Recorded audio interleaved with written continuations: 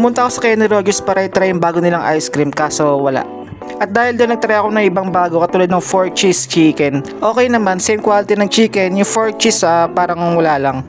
Yung lasa ng cheese parang plain lang. So next ko naman tinry yung burger and chips. Ito nagustuhan ko kasi quality yung beef patty na ginamit nila. Tapos yung cheese na ginamit American cheese, so masarap siya.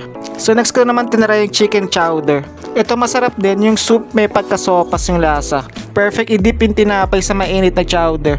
So next ko naman tinry yung pinakamasarap na na-order ko dito sa Kenny Rogers. Itong stuffed baked roll, spinach and cheese. Pag nakanguso ka ng ganyan, ibig sabihin masarap talaga yan. Hindi, walang biro, masarap talaga. Sa lahat ng na-order ko, ito yung pinakamasarap. Sobrang siksik yung cheese. Syempre, nagtry rin ako ng corn muffin. Wala silang corn muffin ice cream, so ito na lang. Goods talaga yung muffin ng Kenny Rogers. Syempre, para sa dessert, kumuha ako ng brownies. Perfect na dessert. Yun lang, try nyo na din. O siya, sige na, follow for more!